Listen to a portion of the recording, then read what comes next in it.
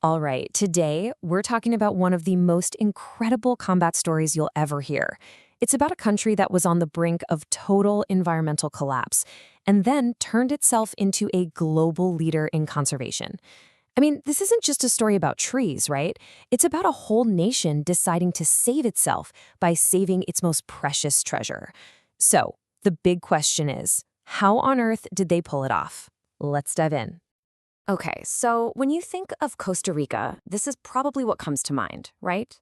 Just lush, vibrant, absolutely teeming with life. This image, this is the country's identity. It's their natural wealth, all right there. You've got these incredible tropical forests stretching from one ocean to the other, and that creates this, well, this explosion of biodiversity. And that brings me to this number, 500,000. So what is that? Any guesses? Well, that is the estimated number of plant and animal species that are all packed into this one tiny nation. I mean, it's just a staggering figure, and it really gives you a sense of just how special this place truly is. But here's where it gets really wild. This is the central paradox of Costa Rica. On one hand, you have an absolute biodiversity superpower. We're talking jaguars, we're talking monkeys, and get this, a single park there has more species of birds than all of North America combined. Think about that for a second. But then, on the other hand, it's a tiny, tiny nation. It's smaller than West Virginia.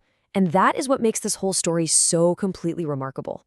But, and this is a huge but, this green paradise was almost lost. I mean, completely lost forever. There was a time when Costa Rica wasn't saving its forests at all. No, it was destroying them at a truly alarming rate. So what happened? What was the cause? Well, it pretty much came down to cattle. In the middle of the 20th century, you had these politically powerful ranching families who just started clearing vast, enormous stretches of pristine, beautiful forest, all to make room for cattle grazing. And the speed of this destruction was just breathtaking. We're talking about the period between 1963 and 1983. So in the span of a single generation, just 2 decades, most of the country's amazing forest cover, it was just gone.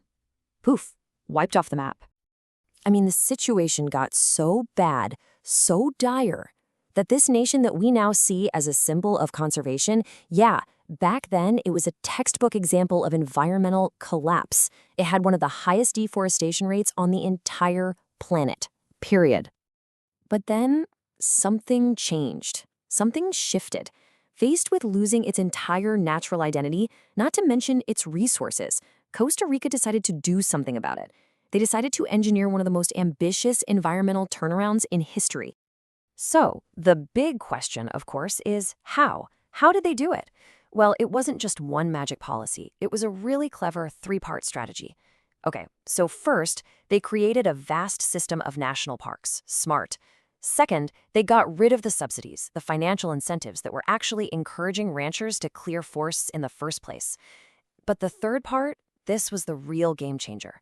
They started paying landowners directly to preserve and even restore the forests on their own land. That simple idea, that a living forest is actually more valuable than a cleared one, that changed everything.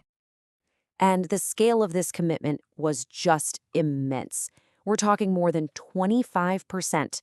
A quarter of the entire country's land is now protected for conservation in these parks and reserves. I mean, just think about that for a second. That is a level of dedication that very, very few nations on Earth can match. So after all that effort, after this bold national experiment, the big question is, did it actually work? The answer? It's a simple and resounding yes. The strategy worked. And it didn't just slow down the destruction. It actually reversed the damage. I mean, just look at the contrast. Costa Rica went from having one of the worst deforestation rates on the planet to one of the lowest. It was a complete 180. The forests there aren't shrinking anymore. In fact, they are actively growing back. It's an incredible story of reforestation.